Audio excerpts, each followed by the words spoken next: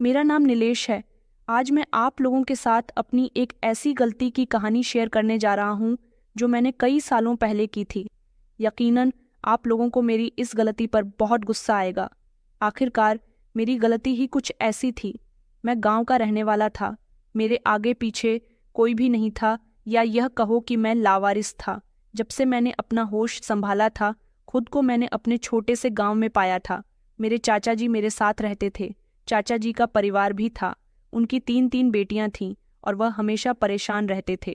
मैं गांव में इधर उधर भटकता रहता था। मेरा ख्याल रखने वाला कोई भी नहीं था। मैं अगर किसी के घर पर कोई काम बिगाड़ देता तो लोग मेरा हाथ पकड़कर मुझे मेरे चाचा जी के पास ले जाते और उनसे मेरी शिकायत लगा दिया करते थे। चाचा जी कहते कि इसकी शिकायत मेरे पास क्यों लेकर आते हो? मैं तो पहले ही अपने कारोबार की वजह से बहुत परेशान रहता हूँ। ऊपर से बड़े भैया इसकी जिम्मेदारी भी मुझ पर डाल गए हैं। मुझसे इसकी जिम्मेदारी नहीं उठाई जाती। इतनी महंगाई के दौर में मैं अपने परिवार को कैसे कैसे पाल रहा हूँ, यह मैं ही जानता हूँ। अब गांव के लोग चाचा जी से ही कहते थे कि तुम कैसे आदमी हो, ये तुम्हारा भतीजा है, तुम्हारे परिवार का हिस्सा है, तुम्हें इसका ध्यान रखना चाहिए, इसकी परवरिश बिल्कुल अपने बच्चों की तरह करो। मगर चाचा जी थे कि मुझसे नफरत करते थे। कभी उन्होंने मुझसे ढंग से बात तक नहीं की थी। मैं इधर उधर भटकता रहता तो लोग मुझे अपने घर का बासी खाना खिला दिया करते थे। चाची तो मुझे एक वक्त की रोटी तक ना देती थी। बचपन में किसी से शिकायत तक नहीं कर सकता था, क्योंकि मैं उस वक्त बहुत छोटा था, इसलिए ज्यादा कुछ जानता भी नहीं था। लेकिन जैसे जैसे मैंने होश संभाला, वैसे वैसे ही मुझे हर अच्छी बुरी बात की समझ आती चली गई थी। उसके बाद मुझे पता चला कि आखिर यह लोग मेरे साथ क्या क्या करते हैं। मेरी उम्र 15 साल की हो गई थी जब एक दिन चाचा जी ने तंग आकर मुझे शहर भेजने का फैसला कर लिया था। मैं शहर नहीं जाना चाहता था। आखिर वह मुझे शहर क्यों भेजना चाहते थे, ये तो मैं नहीं जानता था। मगर जो लोग मुझे शहर लेकर जाना चाहते थे, उन्होंने चाचा जी को काफ़ी सारे पैसे दिए थे। चाचा जी इन पैसों को लेकर बहुत खुश हो गए थे और उन्होंने उन लोगों से कह दिया था कि कल को इसे अपने साथ ले जाना। ये सुनकर तो मैंने शोर मचाना शुरू कर दिया था। मैंने कहा था कि मैं कहीं नहीं जाऊंगा, मगर चाचा जी ने मेरी एक न सुनी और वह जिद पर अड़ गए। मेरी समझ नहीं आ रहा था कि आखिर चाचा जी क्या करना चाहते हैं। जब मैंने रात को चाचा और चाची को आपस में बात करते हुए सुना, वह दोनों आपस में बातें कर रहे थे कि ऋतिक को कल शहर भेजने के बाद हमारी पूरी जिंदगी बदल जाएगी। जिस बंगले में हम इसे नौकरी करने के लिए भेज रहे हैं, वहां से यह हमें हजारों कम कर दिया करेगा। हम लोगों को तो मजे आ जाएंगे। आखिरकार सारी जिंदगी तो इसके नखरे हम नहीं उठा सकते। चाची भी बहुत खुश हो रही थी। कहती थी कि पैसे जोड़कर सबसे पहले मैं अपनी बड़ी बेटी की शादी करूंगी और हम अपने घर में भी सारी फैसिलिटीज मौजूद करेंगे। अगर आप भी इसके साथ शहर जाकर नौकरी करने लगे तो कितना अच्छा रहेगा। हमारे पास और ज्यादा पैसे आया करेंगे। चाचा जी इस बात पर चाची से लड़ने लगे थे। उन्होंने कहा कि तू पागल हो गई है क्या? अपनी मेहनत से बचने के लिए तो मैंने ऋतिक को शहर भेजने की जिम्मेदारी ली है। यहाँ मेहनत करने से मुझे इतने पैसे नहीं मिलते जितने वह शहर जाकर कमा लेगा। अब तू चाहती है कि मैं भी वहां चला जाऊं, तो तुम लोगों का क्या होगा? तुम लोग यहाँ अकेले रह जाओगे। चाचा जी के डांटने पर चाची तो खामोश हो गई थी, क्योंकि उन्हें पैसों का हमेशा लालच रहता था। मैं तभी उनके सामने चला गया और मैंने कहा कि मैं शहर नहीं जाऊंगा। आप लोग मुझे अपने आप से अलग करना चाहते हो। आप चाहते हो कि मैं वहां काम करूं, मैं वहां अकेला नहीं जाऊंगा। चाचा जी कहने लगे, तो क्या मैं तेरे साथ वहां लटक कर जाऊं? तेरी 15 साल की उम्र हो गई है और ना जाने कब से हम तेरा खर्चा उठा रहे हैं। तेरे पिता तो तुझे हमारे हवाले करके चले गए। उन्होंने यह भी नहीं सोचा कि इस महंगाई के दौर में उनका भाई ही कितनी मुश्किल से अपना गुजारा कर रहा है। अब तुझे कुछ ना कुछ तो करना ही होगा।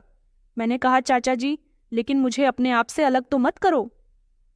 चाचा जी कहने लगे, चल यहाँ से जा, हमें तेरी कोई फिक्र नहीं है। सारा सारा दिन गांव की गलियों में आवारागर्दी करता फिरता है। आखिर हम तुझे कब तक घर में बिठाए रखेंगे? बस घर में रह रहकर मुफ्त की रोटियां तोड़ते रहना। शहर जाएगा तो तुझे भी पैसे मिलेंगे और हमारी भी कुछ परेशानियां हल हो जाएंगी। कुछ समय बाद तू जवान हो जाएगा तो तेरी देखभाल कौन करेगा? मेरे लाख रिक्वेस्ट करने पर भी चाचा और चाची ने मेरी कोई बात ना सुनी थी और फिर अगले दिन उन्होंने ज़बरदस्ती मुझे उस आदमी के हवाले कर दिया था जो मुझे शहर लेकर जाना चाहता था। 15 साल की उम्र में भी मैं मासूम बच्चों की तरह रो रहा था क्योंकि मैं अपना गांव छोड़कर कहीं नहीं जाना चाहता था। गांव में भले ही मेरे साथ गलत व्यवहार होता था, लेकिन मुझे सब कुछ मंजूर था। इस तरह मैं शहर आ गया था। चाचा जी का दोस्त मुझे अपने साथ एक बड़े से बंगले में ले आया था। वहां पर उसने कामकाज करना शुरू कर दिया। शायद वहां उसकी नौकरी पहले से ही तय थी। वह मुझे अपने साथ इसलिए लेकर आया था कि मैं भी उसके काम करने में कुछ मदद कर दिया करूं और वह मालिक से मुझे भी पैसे दिलवा दिया करेगा। चाचा चाची गांव में मुझ पर बिल्कुल भी ध्यान नहीं देते थे, इसलिए मैं गांव की गलियों में अपने दोस्तों के साथ खेलता फिरता था, क्योंकि गलियों में खेलने वाले दोस्त ही तो मुझे अपने लगते थे। लेकिन जब से मैं शहर आया था यहाँ पर, तो मुझे ऐसा लगता था जैसे मैं इस बड़े से बंगले के अंदर कैद होकर रह गया हूँ। मुझ जैसे बच्चे से बहुत सारे काम करवाए जाते थे। इसी तरह मेरी उम्र बढ़ती चली गई। चाचा जी हर दूसरे तीसरे महीने अपने दोस्त से मिलने के लिए यहाँ शहर आते जाते थे, मगर मुझे नज़र उठाकर देखते भी नहीं थे। कभी उन्होंने मेरे हाल चाल तक न पूछे थे, बस हमेशा अपने दोस्त से बातचीत करते और उसे मेरे हिस्से के सारे पैसे लेकर गांव चले जाते थे। मैंने कई बार उनको कहा भी था कि मैं भी आपके साथ गांव जाना चाहता हूँ, मगर उन्होंने मेरी एक न सुनी थी। उनका दिल पत्थर का बन गया था। बैठे बिठाए उनको ढेर सारे पैसे जो मिल रहे थे। यह बंगला बहुत बड़ा था। इस घर में जो परिवार रहता था, यह बहुत अमीर लोग थे, गरीबों पर बहुत दया किया करते थे, इसलिए मुझ जैसे गरीब बच्चे के कामकाज से बहुत इम्प्रेस हुए थे। यही वजह थी कि जितने पैसे चाचा के दोस्त को मिलते थे, उतने ही पैसे मुझे भी मिलते थे। वह जवान आदमी के हवाले सारा काम कर दिया करते थे। मालिकों की नज़र बचते ही अपने हिस्से का सारा काम भी वह मुझसे ही करवाया करते थे और खुद बैठकर आराम करते थे। जिंदगी इसी तरह से गुजर रही थी। धीरे धीरे मेरी उम्र 18 साल हो गई। अब अगर मेरे चाचा शहर मेरे हिस्से के पैसे लेने आते, तो मैं उनको बोल दिया करता था कि मैं यहाँ पर बहुत मेहनत करता हूँ, मेरी सारी मेहनत की कमाई आप अपने पास नहीं रखोगे। चाचा जी कहते थे कि लगता है अब तेरे मुंह में जबान भी आ गई है। मैंने तुझे यहाँ इस नौकरी पर लगवाया है, तो मैं ही तुझे इस नौकरी से हटवा भी सकता हूँ। उस दिन पहली बार मैंने चाचा जी से 2 टूक बात की थी और कहा था कि अब मैं वह मासूम बच्चा नहीं हूँ जो आपकी सारी बातें आसानी से मान लिया करता था। मैं जानता हूँ कि आपने मुझे यहाँ शहर भेजा, मेरी नौकरी लगवाई, लेकिन उससे सबसे ज़्यादा फ़ायदा तो आपका हुआ है। अब मैं भी अपना कुछ फ़ायदा करना चाहता हूँ। आखिर मैं यहाँ बंगले के क्वार्टर में कब तक रहता रहूँ? इन लोगों के आगे का झूठा खाना कब तक खाता रहूँ? मेरा भी मन करता है कि मैं शहर में कहीं घूमने फिरने जाऊँ, अपनी पसंद का खाना खाऊँ, अपने लिए अपनी पसंद के कपड़े लूँ। इसलिए जितने मुझे पैसे मिला करेंगे, उसमें से आधा हिस्सा मेरा हुआ करेगा। यह बात सुनकर चाचा जी को बहुत गुस्सा आया था, लेकिन मैं उनसे 2 टूक अंदाज में बात कर रहा था, इसलिए वह मेरे ऐसे अंदाज से बहुत डर गए थे और अब उनकी मेरी आगे एक न चलने वाली थी। वह जानते थे कि आधे पैसे मिल रहे हैं, यह भी बहुत है। अगर वह भी हाथ से चले गए तो क्या होगा, क्योंकि अब तक अपना अच्छा बुरा समझने लगा है और समझदार भी हो गया है। वह अपना मुंह बिगाड़कर वहां से चले जाते थे। कुछ समय गुजरा तो चाचा के दोस्त बीमार रहने लगे थे। मालिक ने उनका बहुत इलाज करवाया, मगर वह ठीक न हो सके। ज्यादा धूम्रपान करने की वजह से उन्होंने अपनी सेहत खराब कर ली थी और अब वह इस काबिल न थे कि यहाँ नौकर बनकर कामकाज कर सके। फिर एक दिन इलाज के दौरान ही उनकी मौत हो गई और अब यहाँ पर मैं अकेला रह गया था। मेरी उम्र 20 साल हो गई थी। मैं यहाँ इन लोगों के सारे काम किया करता था। अब यहाँ पर मेरी सैलरी पहले से भी ज़्यादा हो गई थी, क्योंकि अब मैं चाचा के दोस्त के हिस्से के भी सारे काम खुद कर लिया करता था। उन्होंने मुझसे कहा भी था कि तुम्हारी नज़र में अगर तुम्हारे जैसा ही कोई वफादार नौकर हो, तो ऐसे ही 1-2 नौकरों को और हमारे बंगले में नौकरी पर लगवा देना, क्योंकि बंगला बड़ा है और काम ज़्यादा है। मगर मैंने सोचा कि मैं हर नौकर के बदले का काम खुद कर लिया करूँगा, जिससे मुझे ज़्यादा मुनाफा होगा। यही वजह थी कि मैं बंगले के अंदर तक चला जाता था और कड़ी मेहनत करने के बाद सारे ही नौकरों का काम अकेले ही किया करता था। वक्त गुजरने के साथ साथ मुझे यहाँ रहते हुए पूरे 5 साल हो गए थे। इसलिए वहाँ के लोग भी मुझे बहुत अच्छे तरीके से जानते थे। कई साल मैंने उस बंगले में नौकरी की। उस बंगले के जो सबसे बड़े मालिक थे, जो उन चारों भाइयों के पिता थे। उनके मरने के बाद बंगले का माहौल बहुत खराब हो गया था। पिता के मरते ही चारों भाइयों ने अपनी अपनी प्रॉपर्टी अलग कर ली थी, बंगला किसी और के हवाले कर दिया था। अब जिसने बंगला खरीदा था वह यूके में रहता था, इसलिए बंगला ज्यादातर खाली ही रहता था। यह बंगला बिक जाने से सबसे ज्यादा नुकसान मेरा हुआ था, क्योंकि मैं तो जब से यहाँ इस शहर में आया था, मैं ज्यादातर इस बंगले में ही रहा था और यहीं के सारे कामकाज किया करता था। अब मैं पूरी तरह से अकेला रह गया था। जितने पैसे मेरे पास थे बस उन्हीं से अपना गुजारा कर रहा था वहां पर। अब मेरा क्या, बाकी नौकरों का भी कोई काम नहीं था, इसलिए सारे ही नौकर एक एक करके बंगला छोड़कर चले गए थे। फिर मजबूरन मुझे भी वहां से निकलना पड़ा था, लेकिन मैं किसी को जानता भी नहीं था, इसलिए मुझे कहीं ना कहीं तो नौकरी तलाश करनी ही थी। जो नौकर मेरे साथ काम किया करते थे, मैंने उनसे बातचीत की और उनसे कहा कि तुम लोग जहां नौकरी पर जाओ मुझे भी वहीं नौकरी पर लगवा देना। उन्होंने कहा था कि अभी तो हमें भी कहीं नौकरी नहीं मिल रही है, मगर मेरे तो रहने का भी कोई ठिकाना नहीं था। कुछ दिन तो मैंने सड़कों पर गुजारे थे। मैं इधर उधर भटकता रहता था। लोग मुझे भिखारी समझने लगे थे, इसलिए थोड़ी बहुत भीख दे जाते थे। मैंने उस भीख को रख भी लिया था।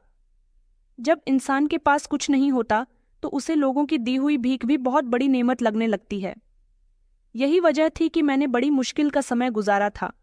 मुझे सड़कों पर भटकते हुए लगभग 1 महीना गुजर गया था, जब मेरे साथ का एक नौकर जो मेरे साथ पहले काम किया करता था, उसका नाम मंजेश था, उसने मुझसे कहा कि यार, मैं तुझे कितने दिनों से ढूंढ रहा हूँ आज इस फुटपाथ पर। मैंने तुझे देखा तो तेरी याद आ गई। सोचा तुझे बता देता हूँ कि मैंने तेरी और अपनी नौकरी की भी बात कर ली है। मैं उसे देखकर चौंक गया। मैंने कहा, क्या सच में मेरी नौकरी की बात हो गई है? तो वह कहने लगा कि हाँ हाँ, नौकरी की बात तो मैंने पिछले हफ्ते ही कर ली थी, मगर तू मुझे कहीं नहीं मिल रहा था। मैंने कहा, यार, वहाँ पर हमारे रहने का बंदोबस्त तो होगा ना? तो वह कहने लगा, यह तो वहाँ जाकर ही पता चलेगा। वैसे मेरा तो रहने का बंदोबस्त हो गया है, मेरी बहन यहाँ पर रहती है, मैं उसके घर पर रह रहा हूँ। तूने क्या सारा समय सड़कों पर ही गुजारा है तेरा? अगर इस शहर में कोई अपना हो तो तू भी उसी के घर रह लेना। अब मैं उसे क्या बताता कि मेरा इस शहर में क्या, मेरा इस पूरी दुनिया में कोई अपना नहीं है। वह मुझे अपने साथ लेकर उस जगह चला गया था जहां उसने नौकरी की बात की थी। यह भी बहुत बड़ा बंगला था। यहाँ पर तो पहले से भी ढेर सारे नौकर और नौकरानियां मौजूद थीं, जबकि ज्यादा काम होने की वजह से ज्यादा ही नौकर नौकरानियों की जरूरत होती है। यहाँ पर हम दोनों की नौकरी लग गई थी। मैंने मंजेश से कहा था कि किसी भी तरह मेरे रहने का बंदोबस्त करवा दे, मैं सड़कों पर कैसे रहूंगा। मेरा यह 1 महीना बड़ी मुश्किल से गुजरा है, क्योंकि मेरे पास मेरा थोड़ा सा सामान भी था और मेरी हालत भी बहुत बुरी हो गई थी। उसने वहाँ के एक पुराने और वफादार नौकर से बात की तो उसने मालिक से बात करके कह दिया था कि बंगले के पीछे ही नौकरों के लिए छोटे छोटे क्वार्टर बने हुए हैं, उसमें से एक क्वार्टर की चाबी तुम्हें दे दी जाएगी। मंजेश वहाँ पर नहीं रह सकता था, क्योंकि उसने रहने का बंदोबस्त पहले से ही अपनी बहन के यहाँ किया था। एक रात तो जैसे तैसे मैंने बंगले के बाहर रहकर गुजार ली थी, लेकिन अगले ही दिन मुझे क्वार्टर की चाबी दे दी गई थी और मैंने वहां पर रहना शुरू कर दिया था। अगले ही दिन हमें काम भी बता दिया गया था कि हमें क्या काम करना है। मंजेश को तो ज्यादातर बाहर का काम बताया था, सामान लाने ले जाने का, जबकि मुझे घर के अंदर ही छोटे मोटे काम दे दिए गए थे। अभी मैं नया नया था, इसलिए मुझे कम काम बताए गए थे। मुझे पैसे भी यहाँ ठीक ठाक मिल रहे थे। इसी तरह मुझे 1 महीना गुजर गया था। कुछ दिन नौकरी करने के बाद मंजेश तो यहाँ से हट गया था और फिर यहाँ मेरा काम भी बढ़ा दिया गया था और पैसे भी बढ़ा दिए गए थे। यहाँ के काम करने में मुझे ज़्यादा मेहनत का सामना नहीं करना पड़ता था, क्योंकि मैं पुरानी जगह भी यही काम किया करता था। यह बंगला एक बिजनेसमैन आदमी का था जो कि करोड़पति था। इस बंगले में 6 सदस्य थे। सबसे बड़े मालिक विवेक सिंघानिया, उनका बेटा राहुल सिंघानिया और राहुल सिंघानिया की पत्नी नैना सिंघानिया और उनकी एक 13 साल की मासूम और खूबसूरत सी बेटी दिशा। राहुल सिंघानिया और विवेक सिंघानिया ये दोनों बाप बेटे थे और मिलकर अपने बिजनेस को संभाल रहे थे। इन सबकी जिंदगी बड़े ऐशो आराम से गुजर रही थी। आखिरकार उनकी जिंदगी में किसी चीज की कोई कमी नहीं थी। मैं ज़्यादातर घर के अंदर के काम करता था, इसलिए घर में सबके बिहेवियर को धीरे धीरे बहुत अच्छे से जान गया था। मंजेश और मुझे इस बंगले में नौकरी करते हुए लगभग 6 महीने गुजर गए थे। इन लोगों को धीरे धीरे मुझ पर भरोसा होने लगा था। वैसे तो यहाँ पर कदम कदम पर कैमरे भी लगे हुए थे, क्योंकि बंगले के अंदर कोई भी धोखे से भी किसी तरह की कोई गलती नहीं कर सकता था। बाहर ढेर सारे गार्ड्स मौजूद थे। बंगला पूरी तरह से सिक्योरिटी की देखरेख में था। सब कुछ बिल्कुल ठीक चल रहा था, जब एक दिन मैंने देखा कि दिशा बेबी बहुत रो रही है और अपनी मम्मी से जिद कर रही है कि वह उसे बाहर लेकर चले। मगर नैना मालकिन उसे लेकर जा ही नहीं रही थी, क्योंकि उस समय उनकी तबीयत ठीक नहीं थी। डॉक्टर ने उन्हें आराम बताया था। मैंने निशा बेबी से बात की और उनसे कहा कि वह क्यों रो रही है। जब उन्होंने मुझे बताया कि वह बाहर जाना चाहती हैं, उनका आइसक्रीम खाने का मन कर रहा है। अब मैं उन्हें बंगले से बाहर तो नहीं ले जा सकता था, क्योंकि अगर मैं बेबी को बंगले से बाहर लेकर जाता तो मेरी अच्छी तरह से धुलाई हो सकती थी। शायद बेबी को मेरा बाहर ले जाना किसी को अच्छा नहीं लगता। आखिरकार यह बड़े लोग थे और बड़े लोगों के बच्चे तो ज़्यादातर निगरानी में ही रहते हैं। मैंने बेबी से कहा कि आप फिक्र न करें, मैं आपके लिए आइसक्रीम लाकर दे देता हूँ। जब मैं बाहर से आइसक्रीम उनके लिए लेकर आया तो उन्हें बहुत पसंद आई थी। दिशा बेबी बहुत ही खूबसूरत और कम उम्र की मासूम बच्ची थी। वह ज़्यादा कुछ नहीं जानती थी, वह बेहद सीधी थी। बस उसी दिन से मेरी और दिशा बेबी की बातों का सिलसिला शुरू हो गया था। उन्हें जो भी काम होता वह ज़्यादातर मुझसे ही करवाया करती थी। दिशा बेबी मुझसे बातें करके बहुत खुश रहती थी। यह बात तो नैना मालकिन को भी बहुत पसंद आई थी। उन्होंने कहा था कि मेरी बेटी घर से ज़्यादा बाहर नहीं निकलती, सारा दिन अपना दिमाग किताबों में लगाए रहती है।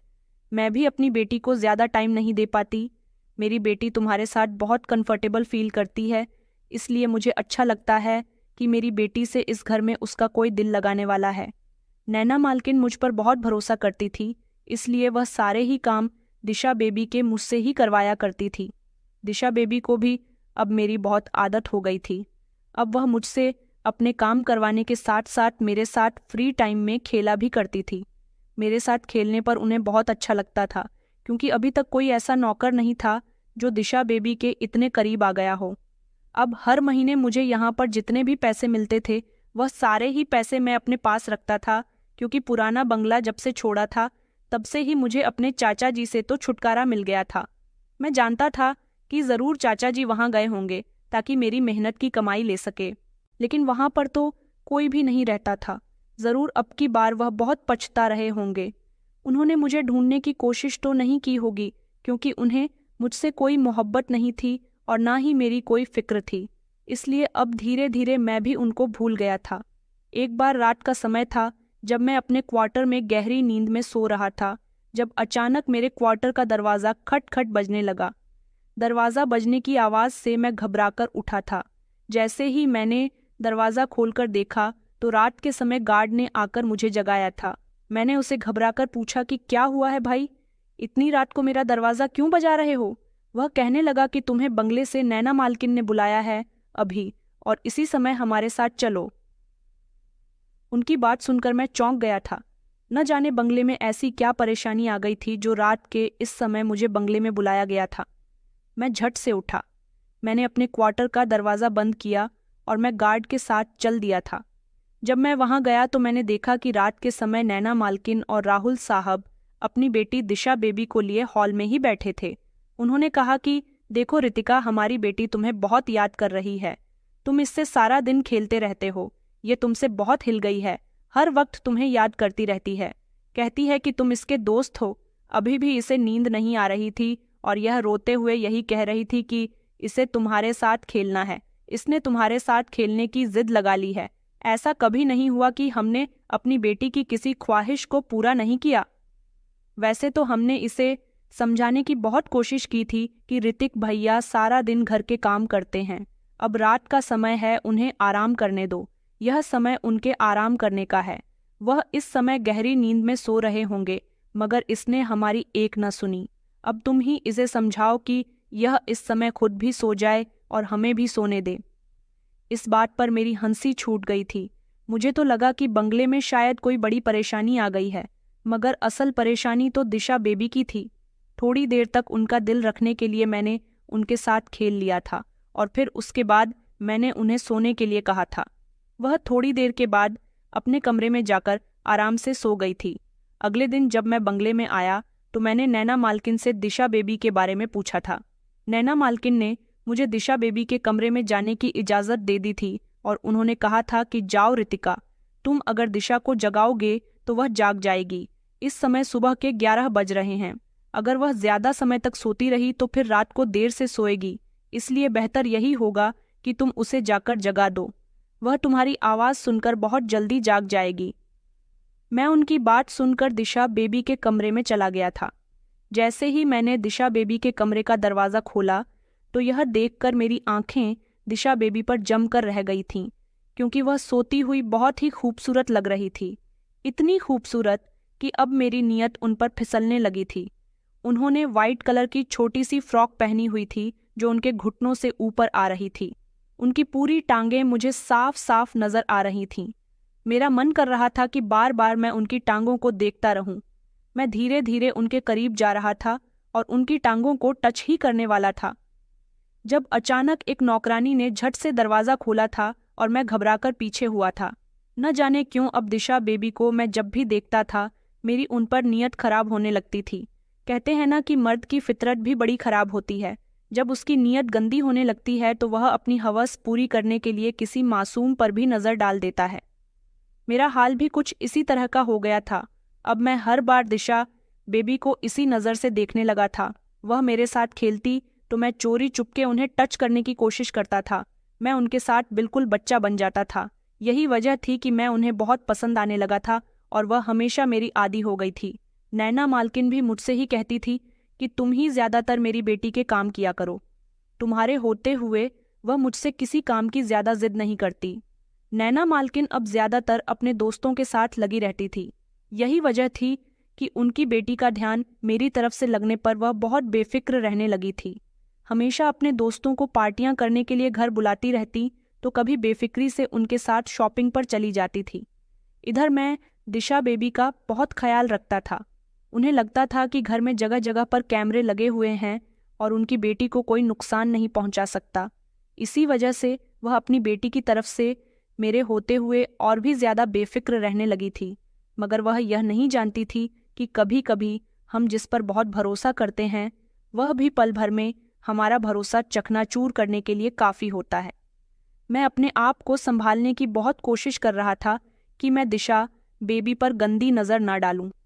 वह मासूम सी बच्ची है, मुझे कभी उसके बारे में गलत नहीं सोचना चाहिए। मगर मेरे दिमाग में हमेशा उनको देख देख कर ऐसे ख्याल आते ही रहते थे। ऐसा करना बहुत बड़ा पाप था।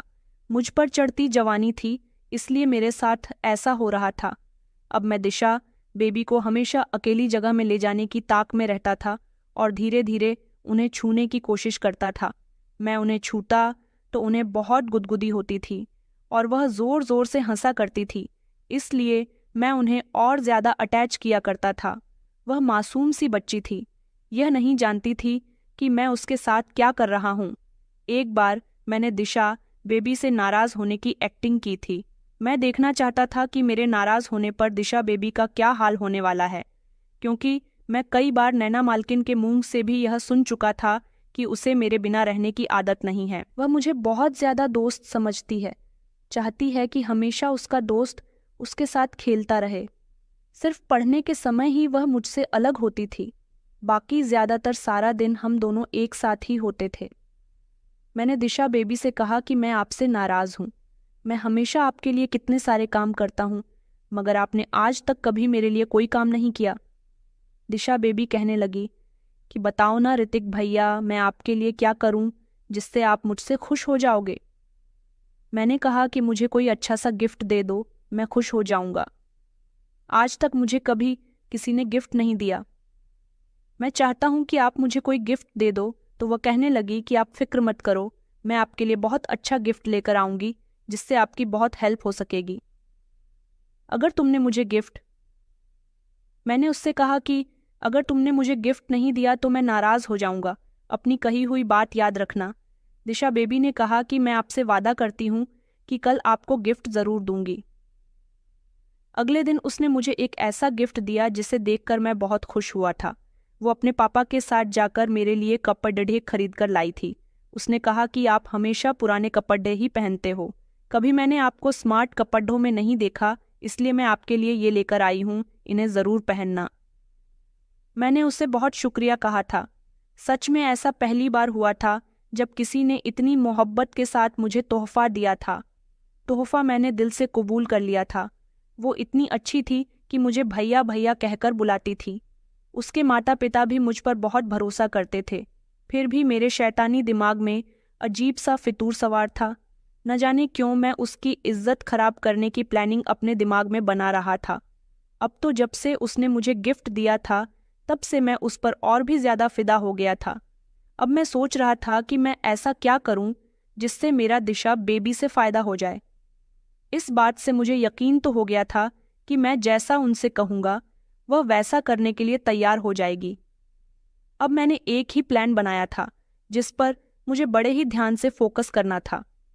अगले दिन जब मैं सुबह के टाइम पर बंगले के अंदर गया तो मैंने देखा कि बड़े मालिक और राहुल साहब बैठे हुए चाय की चुस्कियां ले रहे थे और बातें भी कर रहे थे। वह दोनों बिजनेस के सिलसिले में कुछ बात कर रहे थे, जबकि बड़े मालिक के हाथ में न्यूज़पेपर था। उन्होंने न्यूज़पेपर पढ़ते हुए अपने बेटे को बताया था कि आजकल शहर में ड्रग्स के मामलात बहुत बढ़ गए हैं। पुलिस ने शहर में कई जगह पर ड्रग्स के छापे मारे हैं। उनकी इसी बात पर उनके बेटे ने जवाब दिया था कि हमारे देश के युवा पीढ़ी को बिगाड़ने में ड्रग्स सप्लायर का सबसे बड़ा हाथ होता है। यह कहकर उन दोनों की बात तो खत्म हो गई थी, मगर मैं दिशा बेबी के कमरे में चला आया था। अब उनकी हर सुबह मुझे देखकर ही होने लगी थी। उस दिन भी जब मैं दिशा बेबी के कमरे में गया था, मैंने देखा था कि उन्होंने पिंक कलर का गाउन पहना था। वो बेहद सुंदर लग रही थी और सो नहीं रही थी, बल्कि नौकरानी उन्हें तैयार कर रही थी। जब से मैंने उन्हें समझाया था कि आपको सुबह जल्दी उठना चाहिए क्योंकि सुबह देर तक सोने से सेहत खराब हो जाती है। आज फिर से मेरी नज़र उनके गोरे गोरे बाजुओं पर गई थी। मैंने बड़ी मुश्किल से खुद पर काबू किया था। मैं उनसे थोड़ी देर बातचीत करने के बाद बंगले से बाहर किसी काम का बहाना लेकर निकल आया था।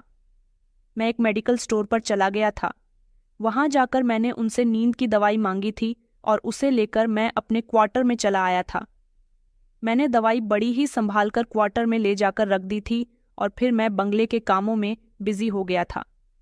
शाम के टाइम पर जब दिशा बेबी भी अपने टीचर से ट्यूशन पढ़ने के बाद फ्री हुई तो मेरे साथ बातों में बिजी हो गई थी।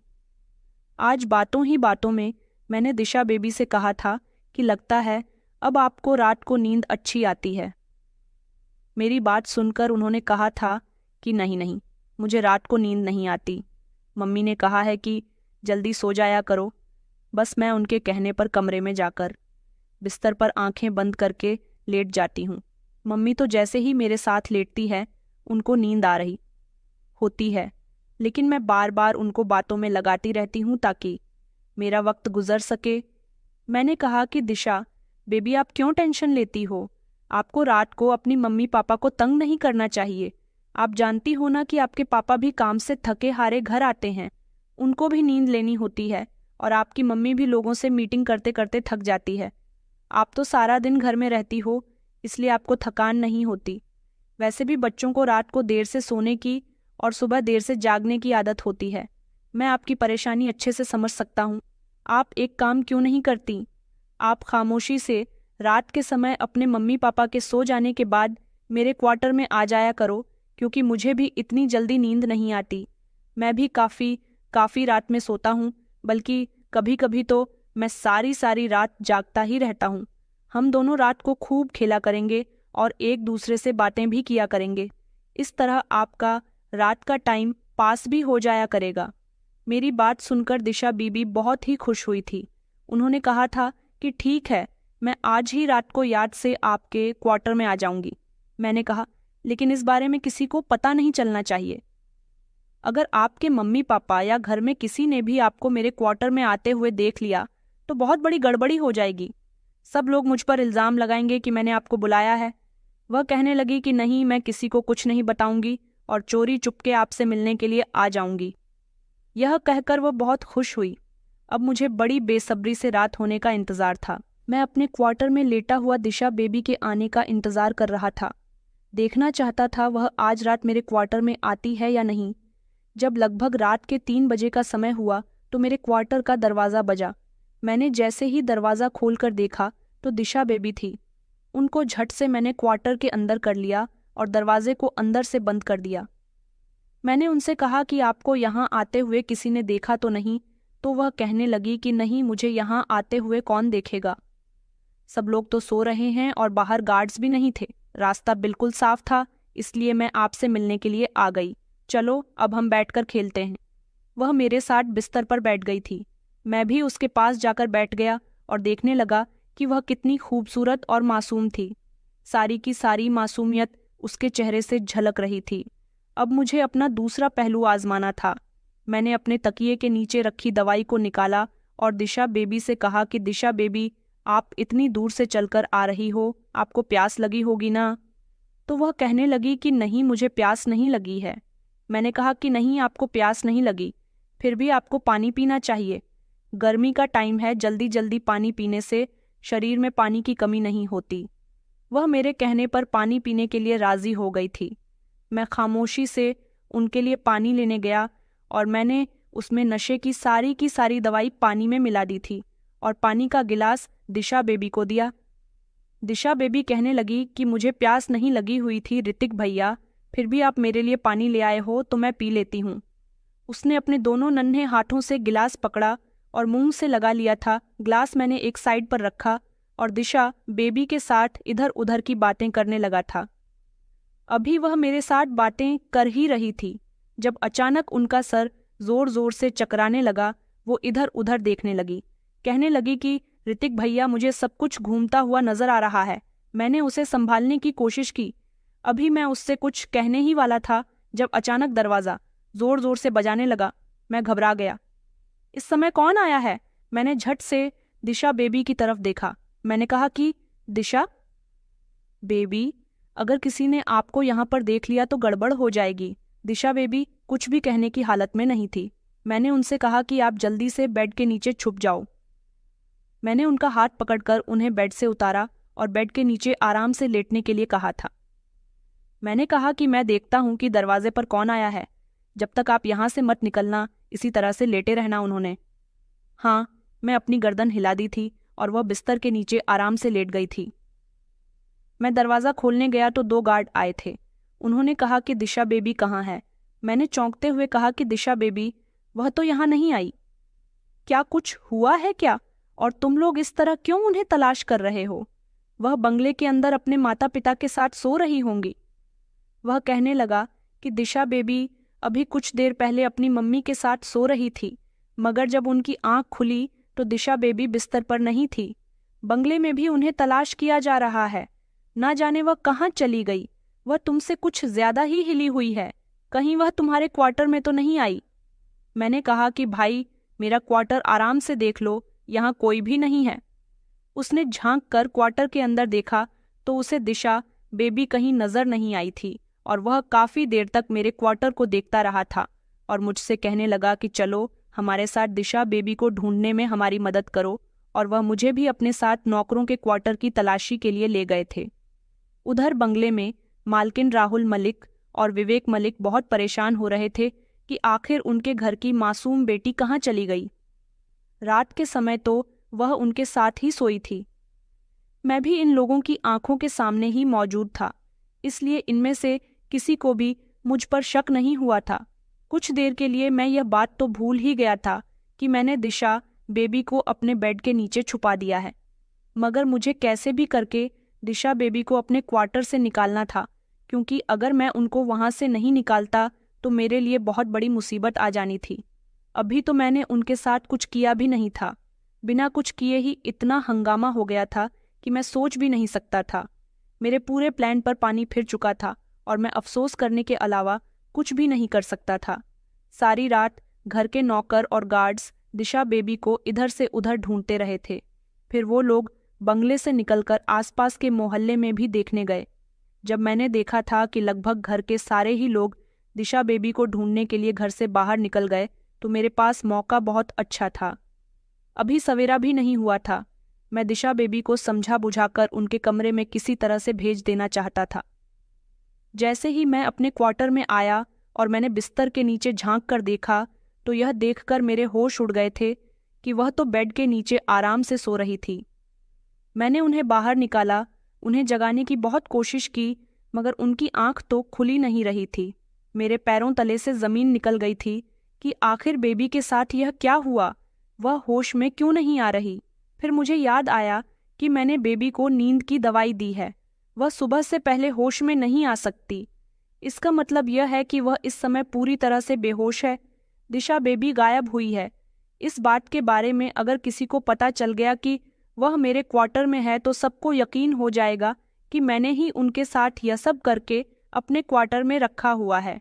इसलिए मैंने सबका ध्यान हटते ही खामोशी से बेबी को गोद में लिया और गार्डन में ले जाकर पौधों के बीच डाल दिया था। क्योंकि घर के अंदर नैना मालकिन मौजूद थी, उनके सामने मैं उसे बंगले के अंदर नहीं ले जा सकता था। और फिर मैं खामोशी से बाकी सब लोगों के साथ शामिल हो गया था ताकि किसी को मुझ पर शक ना हो। सुबह जब रोशनी फैली तो किसी की नज़र गार्डन में पड़ी। दिशा बेबी पर गई तो वहां पर हड़कंप मच गया था और इस तरह से दिशा बेबी उनको मिल गई थी। मगर मुझे यह डर लग रहा था कि कहीं होश में आने के बाद दिशा बेबी ने अपने मम्मी पापा को मेरे बारे में सब बता दिया कि वह मेरे क्वार्टर में आई थी तो ना जाने क्या होगा। मैं अपनी इस हरकत की वजह से बहुत डर रहा था क्योंकि मैंने बहुत ही घटिया हरकत की थी और अब मैं बहुत बड़ी मुसीबत में फंस गया था। ये लोग तो मुझे जेल करवा सकते थे, भले ही मैंने उनको कोई नुकसान नहीं पहुंचाया था, मगर अब वह होश में नहीं आ रही थी। जिस तरह से मैंने उसे गार्डन में ले जाकर डाला था वह इसी तरह से पड़ी हुई थी। अभी तक वह होश में नहीं आई तो उन्हें फौरन ही अस्पताल में भर्ती करवाया गया था।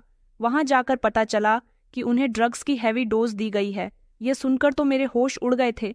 मैंने तो उनको ड्रग्स नहीं दी थी, वह मासूम बच्ची थी। ज्यादा ड्रग्स मिलने की वजह से होश में नहीं आ रही थी। डॉक्टर ने कहा था कि अगर यह 24 घंटे से पहले पहले होश में नहीं आई तो कोमा में भी जा सकती है। घर के सारे ही लोग बुरी तरह से रो रहे थे। कोई नहीं जानता था कि रात के समय उनकी बेटी के साथ क्या हुआ था, मगर मैं सब कुछ जानता था। लेकिन मैं इस बात से अनजान था कि ड्रग्स दिशा बेबी को किसने दी थी। मैंने तो उन्हें नींद की दवाई दी थी। मुझे याद आया कि नींद की दवाई तो मैं मेडिकल स्टोर से लेकर आया था और आजकल हमारे शहर में ड्रग्स बहुत सप्लाई की जा रही है। कहीं ऐसा तो नहीं कि मेडिकल स्टोर वाले ने मुझे गलती से नींद की दवाई की जगह ड्रग्स की गोलियां दे दी थीं। इस बारे में सोचकर तो मेरे रोंगटे खड़े हो रहे थे। अब मुझे दिशा बेबी की फिक्र होने लगी थी। मैं अपने आप को बुरी तरह से कोस रहा था। जिस परिवार ने मुझे इतना प्यार दिया, मुझ पर इतना भरोसा किया कि अपनी बेटी को मेरे भरोसे छोड़ दिया था, मुझ जैसे घटिया इंसान ने उनकी मासूम बेटी के साथ गलत करने के बारे में सोचा भी कैसे। अब वह बेचारी मेरी वजह से जिंदगी और मौत के बीच झूल रही थी। मुझे खुद पर बहुत गुस्सा आ रहा था। ये लोग बहुत अच्छे थे। कभी इन्होंने मुझे अपना नौकर नहीं समझा था और ना ही इन लोगों का बिहेवियर किसी भी नौकर के साथ गलत होता था। यहाँ तक कि दिशा बेबी भी मुझे अपना अच्छा दोस्त और भाई मानती थी। फिर भी मैंने ऐसा किया। इन माता पिता का रोना मुझसे अब देखा नहीं जा रहा था। अपनी इकलौती बेटी के लिए लोगों का हाल बहुत बुरा हो रहा था। इन सब का जिम्मेदार मैं ही तो था। मैं रोते हुए भगवान से प्रार्थना कर रहा था कि वह किसी भी तरह दिशा बेबी की जान बचा ले। मैं कभी भी उनके क्या किसी के भी साथ गलत करने के बारे में नहीं सोचूंगा। मैं अपनी गलतियों की बेहद माफ़ी मांग रहा था। मैंने शायद सही समय पर अपने पापों की माफ़ी मांग ली थी, इसलिए ऊपर वाले ने दिशा बेबी की ज़िंदगी तो बख्श दी थी क्योंकि दिशा बेबी होश में तो आ गई थी, मगर डॉक्टर ने बताया कि दिशा बेबी अपना दिमागी संतुलन खो बैठी है। उसके साथ जो कुछ भी हुआ था उसे कुछ याद नहीं, बल्कि वह गुमसुम सी रहती थी। काफ़ी समय तक उनका इलाज चला था। दिशा बेबी के घरवाले उनके लिए बहुत परेशान रहते थे। आखिरकार वह उस घर की रौनक थी। उसकी ऐसी हालत का मैं जिम्मेदार था। बस मैं यही सोच सोचकर उनके लिए परेशान होता रहता था। खुद को दिन रात गालियां देता रहता था। उस दिन के बाद से मैंने दिशा बेबी का और भी ज़्यादा ख्याल रखना शुरू कर दिया था। मैं हमेशा दिशा बेबी को वक्त पर दवाइयाँ देता, भगवान से उनके लिए प्रार्थना करता रहता। उनके घरवालों को तसल्ली देता रहता कि दिशा बेबी ठीक हो जाएगी। जैसे वह पहले चहकती फिरती थी, अब उसकी कंडीशन ऐसी नहीं थी। लेकिन भगवान ने मेरी कड़ी मेहनत के बाद, उनका ज़्यादा ख्याल रखने की वजह से और उनके माता पिता ने उनका बेस्ट डॉक्टर से इलाज करवाया था, इसी वजह से वह लगभग 2 साल बाद ठीक हो गई। और जो पहले हो चुका था उसके बारे में उन्होंने कभी किसी को नहीं बताया। मुझे आज भी वह दिन याद है जब मैं दिशा बेबी को धीरे धीरे छूने के लिए जा रहा था और अचानक से दरवाज़ा बज गया था। उस दिन अगर गार्ड दरवाजे पर ना आते तो शायद मैं उस मासूम बच्चे की इज्जत के साथ खिलवाड़ कर देता। भगवान की कृपा से उसकी ज़िंदगी बच गई और उसकी इज्जत भी मेरे हाथों से बच गई। शायद आज मैं अपनी इस गलती के लिए बहुत पछता रहा होता, लेकिन मैं आज भी अपनी उन गलतियों के लिए बेहद पछता रहा हूँ जो मैंने कई साल पहले की थी। यह बात भी क्लियर हो गई थी कि मेडिकल स्टोर वाले ने जल्दबाजी में मुझे नींद की दवाई के बजाय ड्रग्स की गोलियां दे दी थीं, क्योंकि वह मेडिकल की RDH में ड्रग्स सप्लाई करता था। उस हादसे के कुछ दिनों बाद मेडिकल पर भी पुलिस ने छापा मारा तो वहां से काफ़ी ड्रग्स बरामद हुई थीं। उस पूरे मेडिकल को सील कर दिया गया था और मेडिकल व्यापारी को भी पुलिस ने अपने हिरासत में ले लिया था। इस बात को काफ़ी साल गुजर गए। दिशा बेबी का ख्याल रखने में मैंने कभी कोई कमी नहीं छोड़ी। यही वजह थी कि उन लोगों ने मुझे अपने घर का पर्सनल नौकर बना लिया था, और यही वजह थी कि उन्होंने मेरी शादी एक नौकरानी की बेटी के साथ करवाकर मेरी जिंदगी को आगे बढ़ावा भी दिया था। दिशा बेबी अब जवान हो चुकी है, लेकिन आज तक उन्हें उस रात के बारे में कुछ याद नहीं, और यह राज भी सब लोगों से अभी तक छुपा हुआ है कि दिशा बेबी के साथ उस रात क्या हुआ था, वह कहाँ गई थी, उनकी हालत का जिम्मेदार कौन था। मालिक और मालकिन ने दिशा बेबी से कई बार यह बात पूछने की कोशिश की। पुलिस में भी रिपोर्ट दर्ज कर दी गई थी कि पुलिस अपने तरीके से इस बारे में पता लगा पाए, मगर उस रात के बारे में कभी किसी को कुछ पता नहीं चल सका। इस तरह मुझे अपनी गलती का एहसास भी हुआ और मैंने यह भी ठान लिया कि किसी का भरोसा तोड़ने से पहले अपने अंजाम के बारे में सोच लेना चाहिए। आज मेरे पास 3 बेटियां हैं और अपनी बेटियों को घर से निकालने से पहले मैं हमेशा अपनी उस गलती के बारे में सोच लेता हूँ जो मैंने की थी। मुझे हमेशा डर लगा रहता है कि कहीं मेरी बेटियों के साथ कुछ गलत ना हो जाए। मैं दिल से अपनी गलती पर बहुत शर्मिंदा हूँ और भगवान से यही प्रार्थना करता हूँ कि मुझे मेरी उस गलती की सज़ा कभी पलटकर ना मिले। तो दोस्तों, कहानी पसंद आई है तो वीडियो को लाइक करें। चैनल पर नए हैं तो चैनल को सब्सक्राइब करें और नोटिफिकेशन को ज़रूर दबाएं ताकि अगली अपडेट सबसे पहले आपको मिले। धन्यवाद।